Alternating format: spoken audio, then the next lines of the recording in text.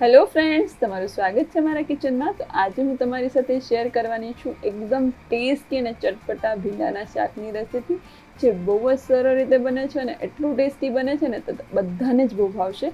તો રેસીપી એકવાર પૂરેપૂરી જોજો, અને જો તમને આ રેસીપી થોડીક પણ પસંદ આવે ને તો વિડીયોને લાઇક કરી દેજો, શેર કરી દેજો, અને આવી જ નવી રેસીપીઝને જોવા માટે અને મને સપોર્ટ કરવા માટે મારી ચેનલને સબસ્ક્રાઈબ જરૂરથી કરજો.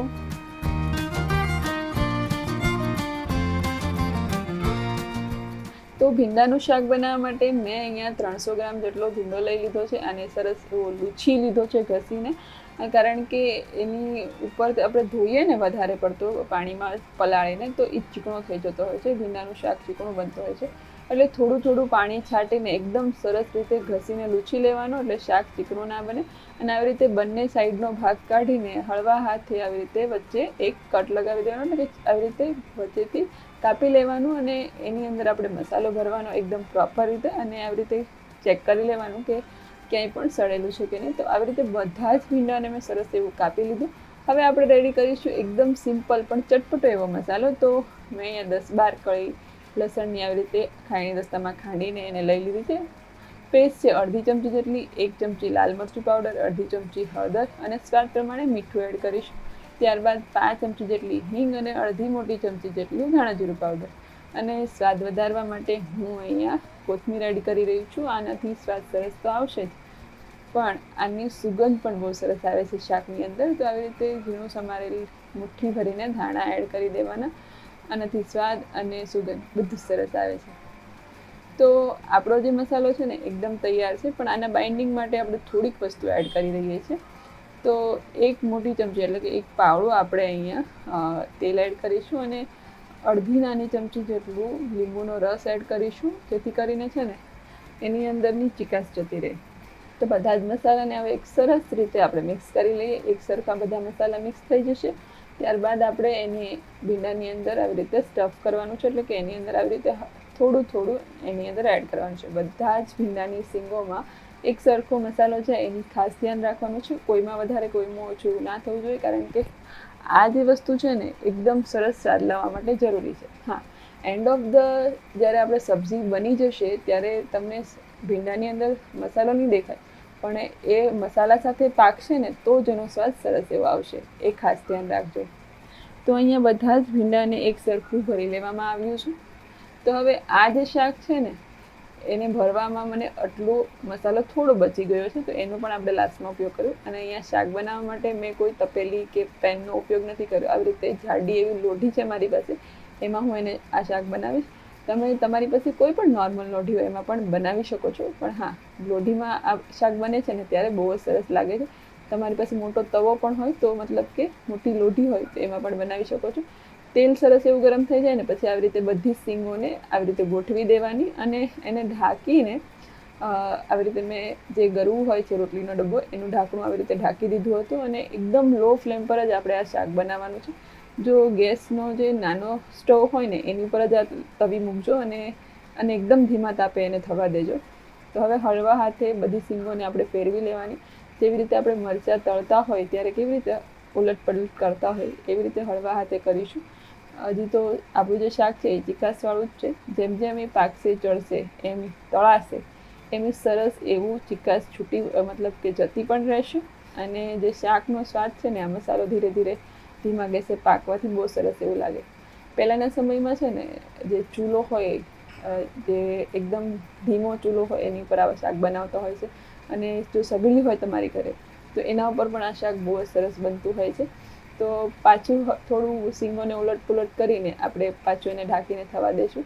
તમે જોઈ શકો છો મસાલો પણ સરસ કલર પકડી લીધો છે, તેલ છૂટું પણ પડી ગયું છે, અને આપણી જે સીંગો છે ને એ પણ થોડીક સ્વિંગ થઈ ગઈ છે, એટલે થોડીક ઓછી લાગવા મળી છે, એકદમ પતલી થઈ ગઈ છે, અને એકદમ કહેવાય ને થોડી થોડી પાકી ગઈ છે, સતળાઈ ગઈ છે. તો અહીંયા અમે જોઉં છું કે થોડી સીંગ હજી કાચી છે, તો થોડું ચમચીથી હલાવી લીધું, અને પાછું એને વચ્ચેના ભાગમાં આવી રીતે જોવાનું, અને મતલબ કે બધું સીંગો સેટ કરી દેવાની, પછી પાછું એને ઢાંકીને થવા દેવાનું.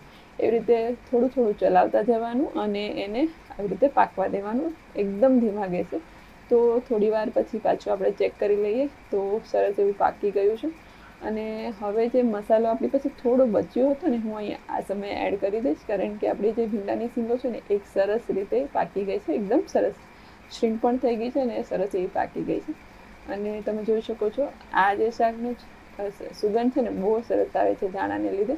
હા, જે સાઈડની જે શીંગો એકદમ સરસ જે પાકી ન હોય ને વચ્ચેના ભાગમાં લઈ લેવાની અને સરસ એ પાકવા દેવાની, એ રીતે આપણે શાકને ચલાવવાનું. અને અત્યારે મસાલો આપણે એડ કરી દીધો છે અને એને આપણે મિક્સ નહીં કરી, અત્યારે એને એમ જ રવા દઈશું અને ફરી એને ઢાંકીને 2 મિનિટ માટે જ આવી રીતે થવા દઈશું. તો મસાલો પણ સરસ બફાઈ ગયો છે, બધી શીંગો એકદમ સરસ સ્વિંગ થઈ ગઈ, મતલબ કે એકદમ સરસ પાકી ગઈ, એકદમ સરસ કહીએ ને કે આમનામ પણ ખાવ ને આ શાક તો પણ બહુ સરસ લાગે. આ સમયે હું 5 કપ જેટલી છાશ એડ કરીશ. જેટલી ઘાટી અને મોળી છાશ હશે ને એટલું આનો સ્વાદ સરસ આવશે. હા, જો તમારે ખાટું બહુ પસંદ કરતા હોય તો ખાટી છાશ લેવાની, અને મીડિયમ ખાટું પસંદ કરતા હોય ને તો તમે મોળી છાશ અહીંયા એડ કરી શકો છો, મીડિયમ ખાટી એવી. તો છાશ એડ કરી લીધા બાદ બધું જ એને મિક્સ કરી દેવાનું અને 1-2 મિનિટ માટે એને થવા દેવાનું. ત્યારબાદ જે રસો છે ને એ ઘટ પણ થશે અને શાકનો સ્વાદ છે ને એ બમણો થઈ જશે. એના માટે હું અહીંયા 2 મોટી ચમચી જેટલું દહીં એડ કરીશ. અને આ જે દહીં છે ને એ ફાટે નહીં અને જે રસો છે ને એકદમ સરસ ઘટ થશે અને સ્વાદ પણ સરસ આવશે. એના માટે હું અડધી ચમચી જેટલું ધાણા જીરું પાવડર એડ કરીશ. અને હા, એ વસ્તુ દહીં સાથે જ એડ કરવાની, બંને વસ્તુ સાથે એડ કરવાની અને એને સરસ એવું મિક્સ કરવાનું. ધાણા જીરું એડ કરવાથી છે ને દહીં જે હોય છે એ કહેવાય ને કે કકડતું નથી, ગરમ ગરમ વસ્તુમાં ફાટતું નથી. તો આવી રીતે હળવા હાથે મિક્સ કરી લેશું અને તમે હું મિક્સ કરીને હું બતાવીશ 1-8 મિનિટ માટે આવી રીતે આપણે ચલાવીશું. અને જો તમને હજી પણ ઘટ રસો જોતો હોય, દહીંવાળું વધારે જોતું હોય તો તમે દહીં વધારે પણ અહીંયા એડ કરી શકો છો. ને એકદમ સરસ, નહીં ઘાટો કે નહીં પતલો, એ રીતનો આ રસો તૈયાર થાય છે. ને હવે જે આપણી ભીંડાની શીંગ છે ને એકદમ સરસ પોચી થઈ જાય, છાશ અને દહીં સાથે પાકશે ને એટલે થોડું ઉપરથી મેં અડધી ચમચી જેટલું દહીં વધારે એડ કર્યું છે. તો આ રીતનું સરસ ખાટું મીઠું અને ટેસ્ટી એવું શાક રોટલી, ભાખરી, રોટલા સાથે ખાઈ શકો છો. તો તૈયાર છે આપણું એકદમ ટેસ્ટી અને ચટપટું ભીંડાનું શાક. અને હા, આ શાક ખાઓ અથવા તો તમે તપેલીમાં બનાવેલા શાક ખાઓ, એમાં બહુ જ ડિફરન્સ આવે છે અને આનો સ્વાદ તમને વધારે સારો લાગશે. તો આ રેસીપી તમને કેવી લાગે છે ને મને કમેન્ટમાં જરૂરથી જણાવજો. અને જો રેસીપી પસંદ આવી હોય તો વિડીયોને લાઇક કરજો, શેર કરજો. અને આવી જ નવી રેસીપીઝ જોવા માટે અને મને સપોર્ટ કરવા માટે મારી આ ચેનલને સબસ્ક્રાઈબ જરૂરથી કરજો. તો ફરી મળીશું આવી જ નવી રેસીપીઝ સાથે. ત્યાં સુધી બધા આવજો. Thank you so much for watching. Take care yourself.